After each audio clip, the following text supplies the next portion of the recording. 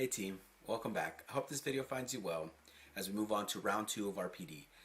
We are going to be focusing today on FlipGrid, which is a tool that's been around for a while, but they've just recently added some new features that we should jump into, and we're going to go ahead and explore some of those. But first, the agenda. We're going to be jumping into our getting started. What do you need to do to create an account? How do you get up and running? Then we're going to go to create a grid. What is a grid? How do you use it? Why do we have that there? 3 is our topics. How do we create a topic and how do we use that to engage our students?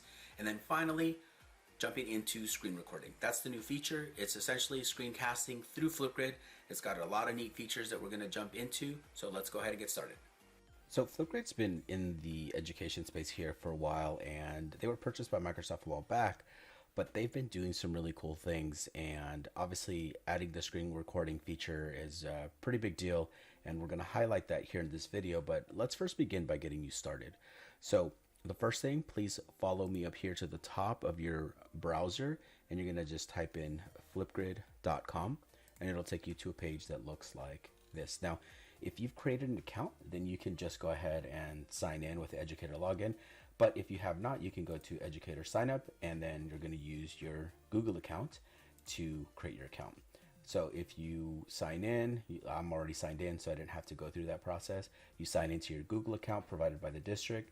Mine is erivera@psusd.us, and then it'll take you directly to the main page. Now, there's going to probably be a couple things you're going to set up. Mine is already set up, and I have some things in here already, but you may have to do a couple clicks to get to this point. But essentially, you're going to allow FlipGrid to connect your Google account to FlipGrid. Now, this is kind of the main page. You'll see up here at the top, you have my activity, my grids, mixtapes, grid pals, disco library, and shorts. Now, there are a ton of features from FlipGrid, and they've been doing tons of work to make it really educator friendly and really simple to share. We're not going to go through every single feature, but obviously at any point, if you have more questions, you reach out to me and I will let you know and help you out with any of these things. But first, let's go ahead and talk about what a grid is. A grid, when you create one, is really just a way to get all of your questions, all your videos in a group. So you can create as many of those as you'd like. So the example that I could use, if I have 6 class periods, because I teach 6 periods of integrated 1, then I can do period 1, integrated 1, period 2, integrated 2, so on and so forth. So I can create as many of those as I want. So think of them as like classes, but it doesn't have to be just for your classes. You could also make smaller groupings. You can make special projects. So every grid can have its own separate need. But for these purposes, I'm going to go ahead and just create a grid for my class. So I went ahead and clicked where it says add new grid when I'm under my grids. So if you don't have any grids, that's okay. We're going to make ours here today. So I'm going to hit add new grid. And I'm going to type in here integrated 1.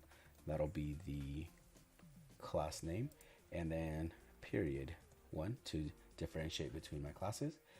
And then you're going to go ahead and select school email.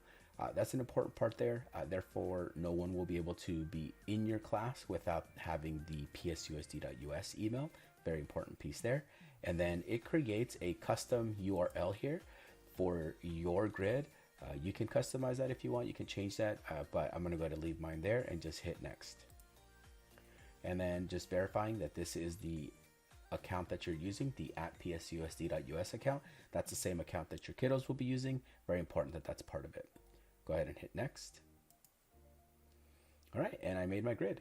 Just as easy as that. So now I have a little class within FlipGrid where I can share questions and ideas, and then my students can respond back to me. We'll get into the nitty-gritty of all of that, but that's all it takes to create a grid. So next, follow me here to where it says go to your grid. Now, when you click go to your grid, you'll see that that class name shows up there. We got a generic background and some information here to go over. So the first thing I want to bring your attention to is that you can add other teachers to your grid. If you click add co-pilots there, it essentially gives you a slot so you can add an email address for a teacher that you might want to make part of your class, so they can see the students that you have, they can see the responses, they can help you look at the responses, so on and so forth. So anyone that you add here, you send them an email and they will get a notification saying that you're asking them to co-pilot with you, which means look at the information that you have for this particular grid. Now, further than that, you can go ahead and click on the edit grid button. Now this is, again, we're going to go into settings a little bit, just make sure that everything's in the right order and we have all the things properly scheduled out. So when you're creating your grid, you optimize it and you're having the least amount of issues. So all this information we just filled out, so that's pretty much the same, but you're going to scroll down here to features, and this is it's about receiving notifications when student videos are submitted.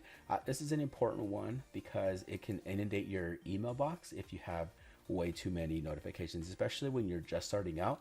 If you send a notification for every single time a student sends a video, then it can inundate your email addresses. So I'm going to change that. I'm going to go ahead and put never for now, but you can also put it for every new video, for weekly, for daily. You can have that. I'm going to put never on mine just so that I'm not getting email addresses, because I know that I'm going to be checking my FlipGrids often and checking to see if my students have done it or not. Then I'm going to go ahead and click grid followers. So this is for anyone that's in the actual FlipGrid and they're sending stuff to you. They're going to get notifications also when there's a new topic and created for new videos. So this is a neat feature here. If you turn that on, your students will get an email saying, oh, there's a new topic added to the FlipGrid that I'm a part of. Download and share, I'm gonna turn this off. Generally, I like to err on the side of caution. I can always turn that back on. I'm not gonna let my students download their videos just yet, but as they get more comfortable and I feel they're more responsible, then absolutely I'll be letting them download and share their videos. But we're gonna wait a little bit before I can release some of those reins. And then another really important feature that they added was the ability to auto-generate captions. Now, for a lot of our students, this is an important piece. So being able to read the text as you're speaking is going to be helpful for a good group of your students. It does note, though, you want to eliminate the ambient noise so that if you are speaking, it picks up your words and not the excess noise in the background. So your mileage may vary depending on your microphone and all that good stuff. And then finally, the background here, this is the one that I had in generic. I'm going to go ahead and change mine here and then hit update grid. You can play around and see the different features there. I'm going to go ahead and just select one that I like and then hit update grid. So now that you have your grid all up and running, let's get to adding some topics, because this is where you're going to go and get yourself your responses, because the class itself is the grid, but the topics, think of them as the questions. If you're running a class, this is where you begin the discourse, right? This is where you begin the interactivity, the interactions between you and your students, and it's built in right into each topic. So the first title here, I'm going to call this just a warm-up activity, and the title can be anything that helps you organize what your particular question, set of discourse is going to be, and it could be anything there up to 35 characters. Then I'm going to change the recording time. This is a really neat feature that they just added because of the addition of screencasting or screen recording. They added this feature to increase the amount of time that you can record, set to 10 minutes. I don't recommend necessarily always using 10 minutes or actually ever using it, depending on what you're asking, because if you're going to have a 10-minute video, that means you're going to watch a 10-minute video from your students. So keep that in mind. I generally leave it at 90 seconds and then scale depending on what I'm asking my students to do. So as for the questions, this is where you're beginning your discourse. So it could be a set of instructions, right? Create that Google Slides presentation that you just you just watched Ursula's video on Google Slides and you really like how deep you can go into slides. Have a student explain what they just showed you on a slide presentation that they made, and then we can use FlipGrid to do that. So I'm going to go ahead and put some generic questions in here. Give me 1 second. Okay, back. So I added just a few questions here, but this is where you're asking for the discourse. You're explaining the instructions, the description. This is where you're asking kids to do something. So this could be really, really clear for them. But you can also add different ways to explain what you just asked. So this is the description that we just spoke about, but you could actually record yourself. You could put a video of you explaining the instructions as part of that topic. And I know it maybe doesn't make sense right now exactly what that means, but I can use this medium right here to explain something to students. You can add a little bit of the whiteboarding. You can draw on there. And this is where the screen recording will exist. Now, again, for these purposes right now, I'm going to get deep into the screen recording in a moment, but that is one of the things that you have at your disposal here. So you can create screencasts, you can make different videos explaining things to your students. And then it does have these other features here that you can use to tie in. But the one that I'm going to focus on here are the record video. You can upload video, and then YouTube. YouTube is open, and that is an option as well. Find a video. So it could be as simply as watch this YouTube video, and then here are some of the things that they need to respond to after watching the YouTube video. They could be as simple as that. All right, but now that we get down here, there's a spot where you're going to add more things here. The topic tip is essentially just a way to help your students best answer. It's a little helper text that you can add there, and then you can add additional URLs, different websites. So if there's a bunch of different resources that you want students to go to, and then they respond to your question, that's fine too. You can add up to 9 external links. So it could be a Google Doc, so a slides presentation that you created for them that they needed to read before they answer the questions in FlipGrid. That works too. So you can add a lot of different links. But these are important settings here that I'd like to really dive deep into. Video moderation. I highly recommend, if you're not comfortable using this tool and you're getting started, put video moderation on so that none of the students' responses will show for each other.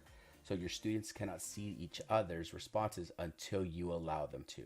So again, maybe I'm taking a little too much of a prudent approach, but I highly recommend that you leave video moderation on. And then as you get more comfortable, you can turn this off and the videos show up automatically.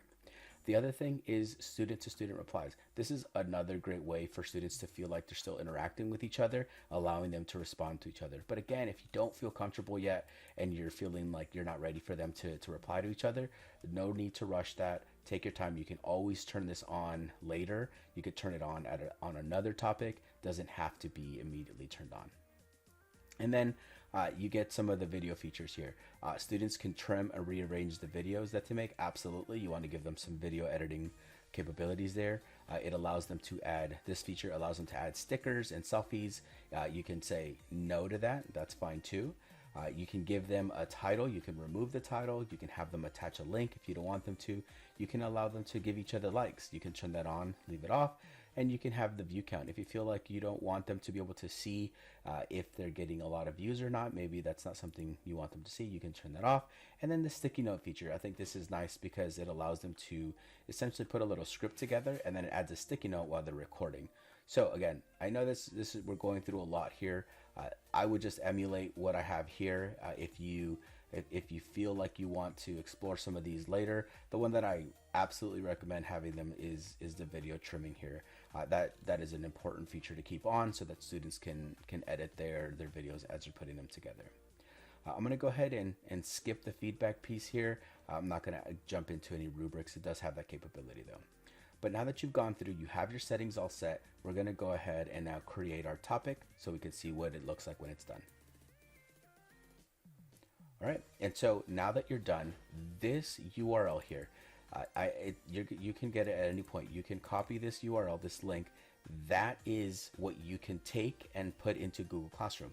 Now you'll notice that there's a bunch of different features here to share your topic. So you created the question, you have the grid, the question is now embedded inside of the grid, and now you can go ahead and share it with your Google Classroom. So I'm going to go ahead and click on Google Classroom here just so we can kind of walk through what that means. So I clicked on Google Classroom, and from here, without going into Google Classroom, I can share to my classrooms. So if I select a class, I can from there make it an announcement, make material, create an assignment, ask questions. Now, if you have trouble remembering what these are, we do have that video in our virtual PD class where you can go back and take a look at the different ways to use Google Classroom. Essentially, in this particular case, you could make it an announcement or an assignment and say, hey, here's the video, here's the FlipGrid that I'm asking you to do. Please do it as soon as you can. Now, I'm not going to post that. I'm just going to go ahead and copy the link so I have it, and then go ahead and click all set. So what I mean by the videos being inside of the the grid. So if I go back to that grid that I created initially and I clicked up here, it takes me to that first video. They made this for me, and then that warm up that I created, you see that little hand there? That means it's being moderated. Those are live. That means I can now share this topic with my kiddos and they can respond to me and I can start seeing the responses. Now, I don't have any responses just yet, but if I clicked inside here, this is where I would see all the responses. So we've created a grid and we know how to add discussion questions. But let's dig a little deeper into what it means to create this question. The add a topic focus, I kind of breezed over a little bit. So I want to get into that because this is where you could really do some really cool things. So I'm clicking back into the topic. So if you were over here with me and you clicked in here, you don't have any responses yet, you can go ahead and click this little pencil and it takes you to be able to edit the question. So initially I talked to you about the record a video, upload a video, and add a video here. So again, these are the focus that I'm going to put in. You can add all kinds of different things. Text, you can take a picture of something and just add an image. All of that, it's great. But the focus that I'd like to show you is the screencasting capability, because screencasting is the new feature. That's where you would go and add a video essentially of you explaining something using a screen recording tool. So the screen recording tool is the new feature. Now, there's a couple different ways to get here, but I'm gonna explain it from here first. If you went to that question that you created, it's one of the focus options. So if I click the record a video feature, okay, there I am. Now I've got my camera going. I've got all these little guys down here that I could use, and I've got these 3 little dots. So these 3 little dots give me the video options, and this is where I go to add the screen recording. So when you click on them, it's going to prompt you, are you sure you want to record your screen? So once you click through and select start screen recording, this is where, again, it starts to prompt you what you'd like to record, because you're about to capture your entire computer. Now you can also do an application window, say you only wanted to record a piece of it or just one specific tab. So you don't have to record your entire computer, but you can. I'm going to go ahead and do that now just to show that. So I'm on this option. I need to click on the actual screen here and then click share. I get told essentially here that I'm sharing my screen and it's capturing. Now it's capturing everything that I do. So as I move between tabs, right? So if I switch to a new tab, it's recording this as well. And you'll notice here my face is on the bottom here. I can actually move this around while I'm recording so that it doesn't obstruct certain things. I can open up a Google presentation, right? And again, I can move this out of the way so it's not interfering with what I'm trying to showcase.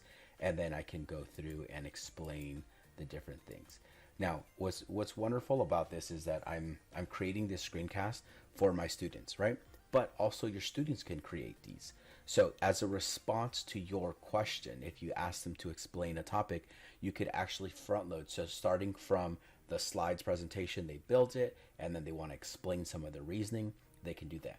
But as a teaching tool, wonderful, because I can screencast. I can essentially duplicate myself by making this video and then posting it in Google Classroom, and the students can watch it as many times as they'd like to. So I'm going to go ahead and stop the screen now. I'm going to stop sharing. All right, so that was, it immediately started playing what I recorded, and you start to see where I was recording, when I moved my screen, all of that. Now what's great too is this has a little bit of editing too, so you can add another piece. It doesn't have to be one full shot of your screencast. You can add more. I can go again, and then there I go. Now I can do the same thing. I can add text, right? It doesn't have to be just the first thing that I should, just the video part of it. It can be other things. I can add tons of other neat features here. Now, the part that I'll just focus on is the screen capturing though. So you can go ahead and add another screen recording to it and do the same kind of thing, record another piece. And then what's nice is after you've gone through that, you can go ahead and start editing that I'm sharing my screen you can start editing this. So if this video, maybe there was a noise that you wanted to do that, you can go ahead and clip it, right? Change that. That's one of the niceties here, is being able to take the audio or the video and then cut it up if you need to. Now, it's not perfect, but it does give you some editing and some leeway. So if there was an obstruction, if there's your dog was barking in the background and you wanted to just cut that out, then you have that capability of doing it here. So it's a pretty comprehensive tool here, free tool that we have access to and your kids have access to too. And so I'm going to hit confirm, it's recording, hit next, and then I'm going to go ahead and do a little selfie sticker here so you can see this is my selfie picture, and that's it. So now that you've got your video complete, you hit there, and then that video becomes the focus. So essentially you created a screencast, you were able to add that as the focus for the question. Now you may be asking, what if I don't want to use FlipGrid as the media and I just want to make a screencast? Well, I have that option for you here, and that comes over here in shorts. So you can create shorts at any time.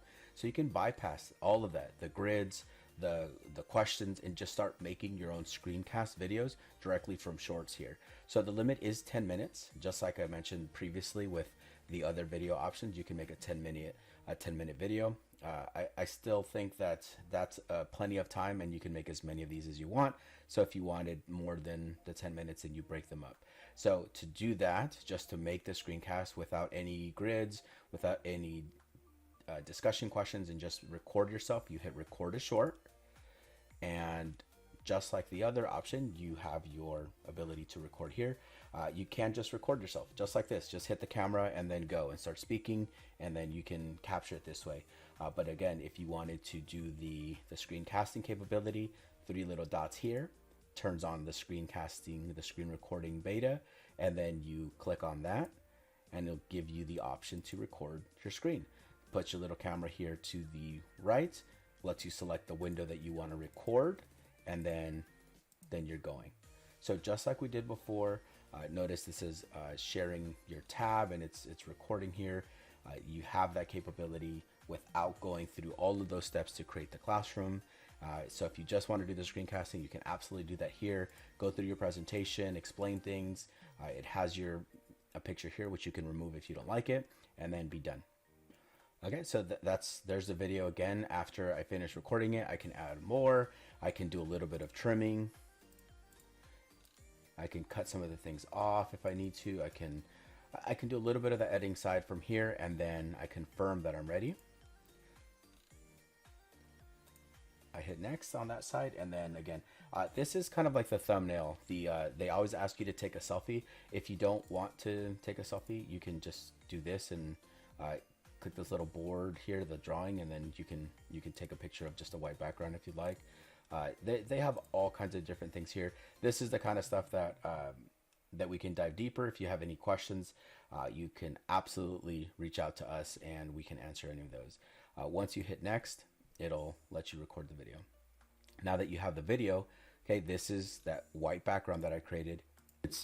I can share this video. This has its own unique video URL. That's essentially, you created a video using a screencasting tool, and then you can copy that link, and anyone that you share that link with, they can watch the video without having to sign in, without having to do anything besides just have the URL, this website link to your video. All right, so I hope that you got a little bit out of that tutorial. As with all of our videos here and anything we create, you let us know if you have any other questions. We'll be available during those live support Q&A questions, live Q&A sessions coming up here. So you let us know if you have anything, you need anything, feel free to email us. I hope you got something out of this, and have a nice day.